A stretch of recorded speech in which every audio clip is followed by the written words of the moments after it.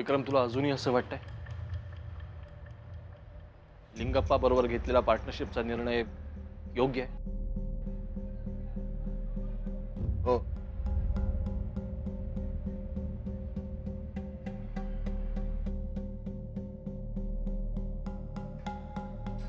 आम्हाला असं नाही वाटत. भैयासाहेब, तुझा हा निर्णय सकारात्मक पद्धतीने नाही आहे. असं समजू नकोस आम्ही भैयासाहेबांना घाबरतो. पण विक्रम, आम्हाला असं वाटतंय की आजपर्यंत हा वाद आपल्या घरापुरताच मर्यादित होता.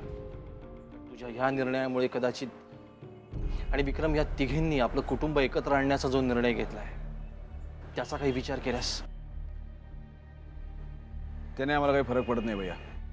आमच्यातला आणि त्यांच्यातला वाद आता कधीच मिटणार नाही. त्यांनी आमची माफी मागितली तरी, तुम्ही आम्हाला कितीही समजवण्याचा प्रयत्न केला तरी आमचं उत्तर बदलणार नाही भैया.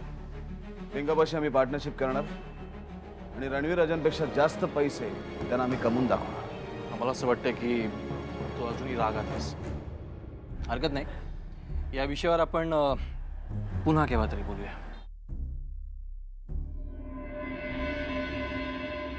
आणि हे काय, आज तुम्ही एवढेच जण? बाकीचे कुठे गेले सगळे? बाई, शाळेत खेळायला नाही मिळत म्हणून ते नाही आले. कोणी सांगितलं तुम्हाला की इथे मस्ती करायला मिळत नाही? तुमच्या मित्रमंडळींना जाऊन सांगा की आपण ह्या शाळेत खूप मस्ती करणार आहोत. पुस्तकातल्या शब्दांशी, गणितातल्या अंकांशी. हा, नक्की सांगा आणि उद्या सगळ्यांना घेऊन या. ठीक आहे? हा बघा, हा शाळेत यायला तयार नव्हता, जबरदस्तीने घेऊन आलोय.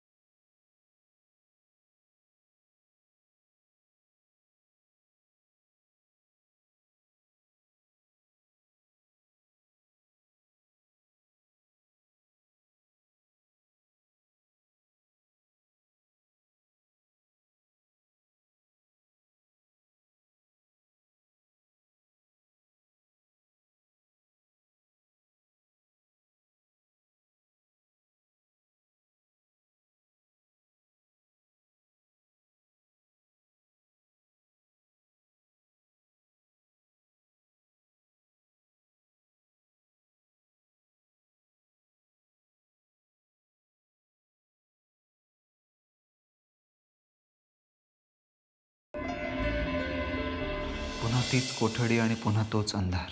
राज, साक्षी, मला होणारा त्रास मी तुला बोलून दाखवणार. मग तू माझं सांत्वन करणार. वागळे साहेब येऊन मोठमोठी आश्वासनं देणार. या सगळ्याचा खूप कंटाळा आला आता मला. राज, तू अचानक असं का बोलतोयस? वस्तुस्थिती माहीत असून सुद्धा तू का असा रिॲक्ट करतोयस? तुला खरं तर पॉझिटिव्ह विचार करण्याची गरज आहे आता. साक्षी, तू आत्ता जिथे उभी आहेस ना, तिथे उभं राहून हे बोलणं खूप सोपं आहे. पण फक्त काही तास माझ्या जागी येऊन बघ, मग तुला कळेल मी काय भोगतोय ते. राज, तुला इथे जो त्रास होतो तो मला कळत नाहीये का? बघ, तुला कळतंय की नाही मला माहीत नाही, पण माझ्या आयुष्याचं आता पुढे काय होणार आहे हे मला तरी कळून चुकलंय. माझं अर्ध आयुष्य कोर्टाच्या तारखेची वाट बघण्यात जाणार. त्यानंतरचं आयुष्य आपल्याला काय शिक्षा होणार हे जाणून घेण्यात. साक्षी, खरं सांगू, आजकाल सारखं वाटतंय मी तुझं ऐकून पोलिसांना सरेंडर नको व्हायला हवं होतं. मला वाटलं होतं या पुढचं आयुष्य मी तुझ्याबरोबर जगणार. पण नाही साक्षी, आता आपण असेच भेटत राहणार. एकतर पोलीस स्टेशनमध्ये, नाही तर कोर्टात. हे असंच आयुष्य चालत राहणार. आणि एके दिवशी स्ट्रायकर आणि त्याच्या गँगच्या गोळीबाराचा शिकार होणार. आता नशिबानं साथ दिली म्हणून वाचलो, पण पुढचं माहीत नाही. राज, तू आत्ता स्ट्रायकर बद्दल जे काही बोललास त्यावरून मलाही आता तुझ्या सुरक्षिततेची काळजी वाटायला लागली आहे. पण राज, तू नको काळजी करूस. मी वागळे सरांशी याबद्दल बोलणार आहे, त्यांना याचा जाब विचारणार आहे मी. आणि त्यांना हेही विचारणार आहे की तुझी कोर्टातले केस उभे करण्यात तेवढा उशीर का लावताय. साक्षी, वागळे साहेबांना विचारून काही होणार नाहीये. त्यांच्या हातात काही नाहीये. मी जेव्हा सरेंडर झालो तेव्हा त्यांनी मलाही खूप मोठमोठी आश्वासनं दिली होती. पण आता मला कळलंय की हे सगळं त्यांच्या आवाक्याबाहेरच आहे. साक्षी, मला वाटतंय माझ्या आयुष्याचा निर्णय कुठल्या कोर्टाने घेण्याऐवजी तो माझा मलाच घ्यावा लागणार आहे.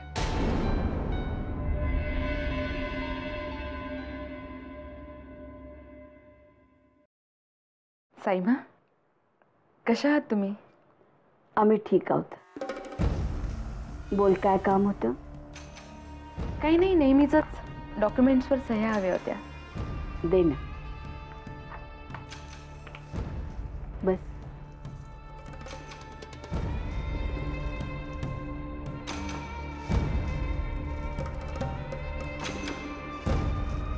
साईमा, तुम्हाला स्वप्नातही वाटलं नसेल ना की या घरामध्ये असं काही घडू शकतं? तू कशाबद्दल बोलतेस नताशा? नाही, नको. तुम्हाला सांगितलं तर त्रास होईल आणि या वयामध्ये तुम्हाला त्रास नको. आणखी काय त्रास व्हायचा बाकी राहिलाय नताशा? म्हणजे तुम्हाला खरंच कोणी काही सांगितलं नाही का? आम्हाला काही सांगावं असं या घरातल्या कोणालाच वाटत नाही. आता आम्हाला जे काही कळतंय ना ते तुझ्याचकडून. तेव्हा आता आमचा अंत न पाहता काय झालंय ते सांगशील का? म्हणजे विक्रमादित्यनी तुमच्या विरोधात जाऊन देवयानीशी लग्न केलं हे तर सगळ्यांनाच माहिती आहे. पण देवयानी विक्रमादित्यच्या मनामध्ये रणवीर राजेंच्या विरोधात विष पेरते असं कोणाला वाटलंही नसेल. विक्रमादित्यची वागणूक म्हणजे साईमा, नाही राहू दे साईमा, तुम्हाला त्रास होईल. अगं बोल ना. विक्रमादित्यांनी काय केलंय हे आम्हाला कळायलाच हवंय. केवळ देवयानीच्या सांगण्यावरून विक्रमादित्य रणवीर राजेंना उद्ध्वस्त करायला निघाले. एकीकडे आपल्या कंपनीच्या रायव्हल कंपनीमध्ये नोकरी करतात आणि दुसरीकडे राजेशिर्के कंपनीतला आपला हक्कही कायम ठेवतात. असा दुहेरी डाव खेळतात विक्रमादित्य. खरं सांगू साईमा, रणवीर राजेंना व्यवसायातलं जे नुकसान आहे त्याबद्दल दुःख नाही होत, पण स्वतःचा सख्खा भाऊ आपल्या विरोधात उभा आहे याचं खूप मोठं दुःख आहे त्यांना. जर असंच चालू राहिलं तर लवकरात लवकर राजेशिर्के कंपनीला टाळं ठोकायची वेळ येईल.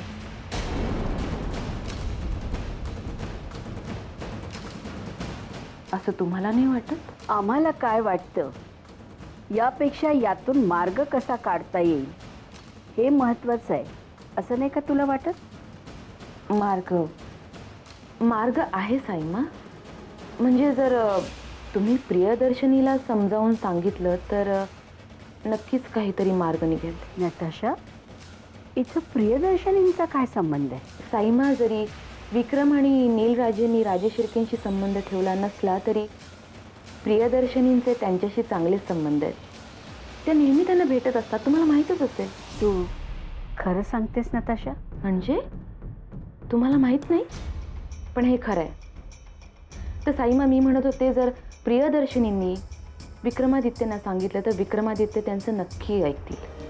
साईमा प्लीज, तुम्ही विचार करून निर्णय घ्या, कारण राजेशिर्के कंपनीला आणि रणवीर राजेंना वाचवणं तुमच्या हातामध्ये. येऊ मी?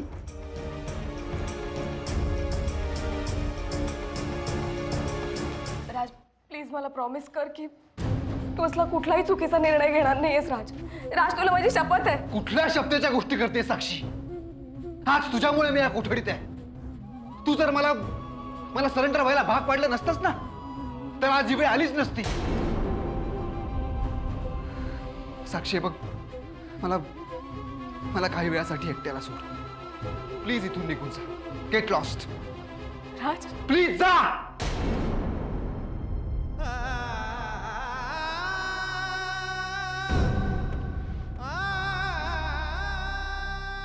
काय झालं साक्षी?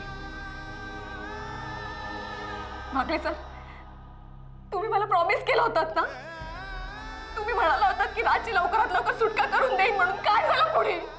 असं काय बोलतेस तू? मागे सर तुम्ही मला म्हणाला होता की राजने सरेंडर केल्यावर त्याची लवकरात लवकर सुटका होईल. तुमच्या सांगण्यावरून राज स्वतः सरेंडर झाला, पण काय झालं? सुटका होणं तर दूरची गोष्ट, पण कोर्टात अजून केस सुद्धा उभी राहत नाहीये. सतत पुढची तारीख दिली जाते. मागे सर हे जर असंच चालू राहिलं ना तर कोर्टाच्या तारखेमध्ये राजचं आयुष्य संपून जाईल असं नाही का वाटत आहे तुम्हाला? काय करताय तुमचं पोलीस डिपार्टमेंट? साक्षी, शिकलेली आहेस ना तू? पोलीस ऑफिसरची एक्झाम देतेस ना? आणि कायद्याच्या या गोष्टी तुला कळत नाहीत? राज क्रिमिनल आहे, माहिती आहे ना तुला? त्याच्यासारखा शिकलेला मुलगा आपली सद्विवेक बुद्धी गहाण ठेवून हातामध्ये बंदूक घेतो आणि त्याच्या या गोष्टीचं तू समर्थन करतेस. इनफॅक्ट तू तर पोलिसांचे आभार मानायला हवेस. सरेंडर केलं म्हणजे काय उपकार नाही केले त्याने पोलीस डिपार्टमेंटवर. त्यात त्याचा सुद्धा फायदा होता आणि म्हणून शरण आलाय तो.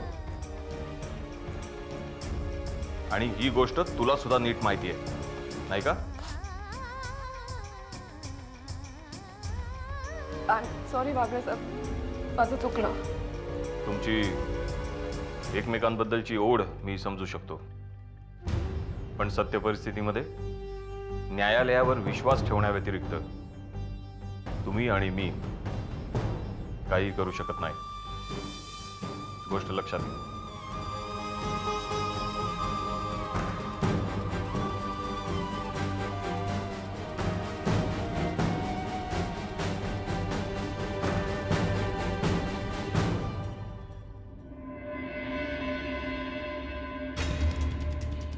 हॅलो, तू पुन्हा इथे? हो, डॉक्युमेंट्सवर साईमांच्या सह्या हव्या होत्या म्हणून आले. छान, नवे नवे बहाणे शोधत असतेस ना तू साईमाला भेटण्यासाठी, त्यांना घरच्यांच्याच विरोधात भडकवण्यासाठी.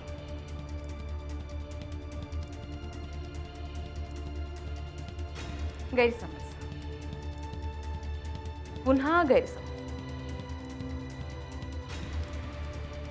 तुम्ही असं बोलताय याचा अर्थ तुमच्या मनातला माझ्याबद्दलचा गैरसमज असून दूर झालेला नाही.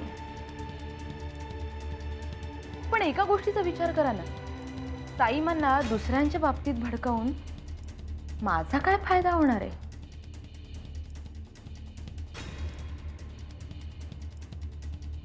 ते तुझं तुलाच ठाऊक ना नताशा. हेच तर माझं दुर्दैव आहे. या घरच्यासाठी एवढा चांगला विचार करते, एवढा फायद्याचा विचार करते, पण तरी माझ्या बाबतीत गैरसमज पसरवले जातात. इकडे तुमच्या मनात माझ्याबद्दल गैरसमज, तिकडे विक्रमच्या मनात माझ्याबद्दल गैरसमज. किमान माझ्याबद्दलचे गैरसमज दूर करण्यासाठी तरी तुम्ही सगळ्यांनी एकत्र यावं असं मला वाटतं. एनिवे,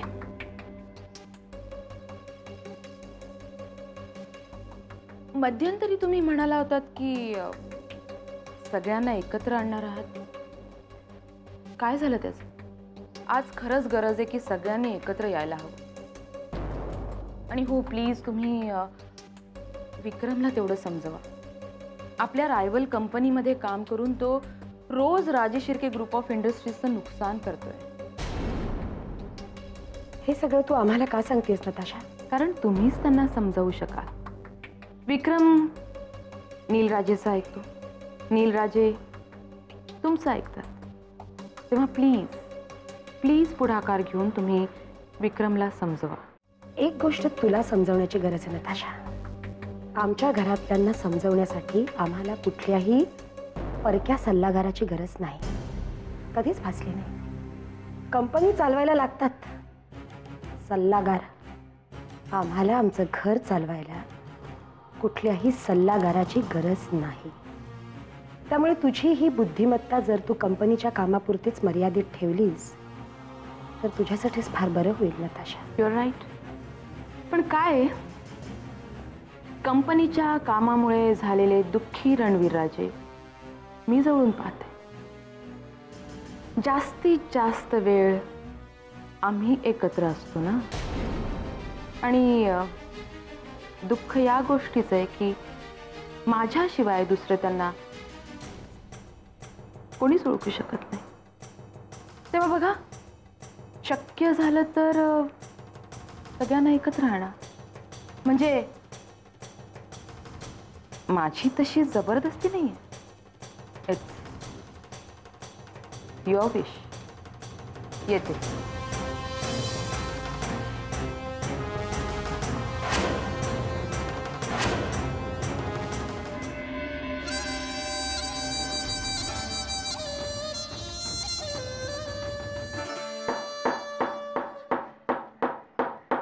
याचं का मी आतमध्ये? गप्पा साहेब तुम्ही या ना प्लीज.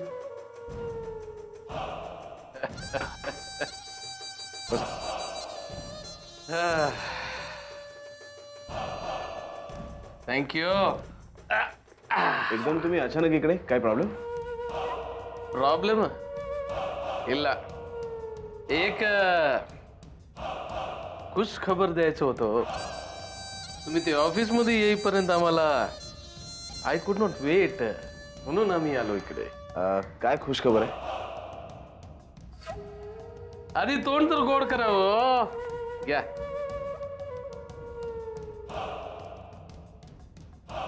ते तुम्हाला सांगितलं होतं 35 फ्लायओव्हरचं ते कॉन्ट्रॅक्ट आपल्याला जे मिळणार होतं ना, ते मिळालं.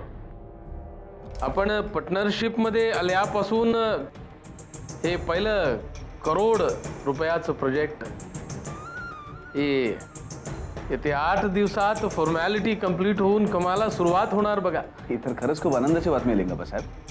तुम्ही तोंड गोड करा. हे मिठाई जर आम्हाला गोड लागलं असतं तर आम्ही पण खाल्लं असतो. आम्हाला समजलं नाही तुम्हाला काय म्हणायचं. आत्ताच एवढी मोठी आनंदाची बातमी तुम्ही स्वतः आम्हाला सांगितलीत. तुम्हीच आम्हाला मिठाई दिलीत आणि तुम्हीच म्हणताय तुम्हाला मिठाई गोड लागणार नाही. लिंगप्पा साहेब, आपल्याला हे कॉन्ट्रॅक्ट मिळालं म्हणून अनेक लोकांचे डोळे पांढरे होणार आहेत. कित्येक लोक हे कॉन्ट्रॅक्ट आपल्याला मिळावं म्हणून देव पाण्यात घिरून बसले असतील, पण तरी सुद्धा हे कॉन्ट्रॅक्ट आपल्याला मिळालं. तरी तुम्हाला तोंड गोड करू असं वाटत नाहीये? ते प्रोजेक्ट मिळालं हो, पर देयर इज वन प्रॉब्लेम. कसला प्रॉब्लेम? ते या प्रोजेक्टमध्ये जे इन्व्हेस्टमेंट आपण करणार ते थोडं कमी पडतं. पण तुम्ही म्हणालात की पैशाची सगळी सोय झाली आहे म्हणून. आय नो, पण एकाच वेळी खूप प्रोजेक्टमुळे ते पैसा रोलिंग झाला हो, म्हणून कमी पडतं. मला असं भीती वाटतं की हे प्रोजेक्ट आपल्या हातून जाणार. It is going to slip out of our hand. पैशांच्या कमी पडतं त्यामुळे. लिंगप्पा साहेब, यात एवढं टेन्शन घेण्यासारखं खरंच काही आहे. आपण बँकेकडे लोनसाठी अप्लाय करू शकतो. आपण फायनान्ससाठी अजून दुसरे काही ऑप्शन शोधू शकतो.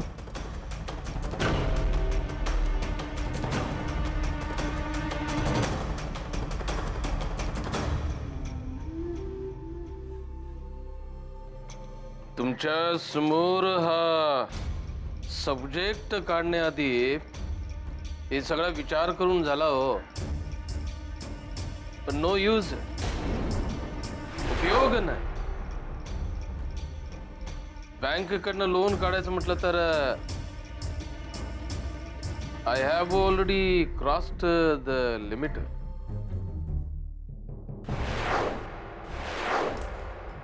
आणि मार्केटमधनं पैसा उचलायचा म्हटलं तर मी आमचं पार्टनर असताना हे असं प्रॉब्लेम आम्हाला येऊ शकतं.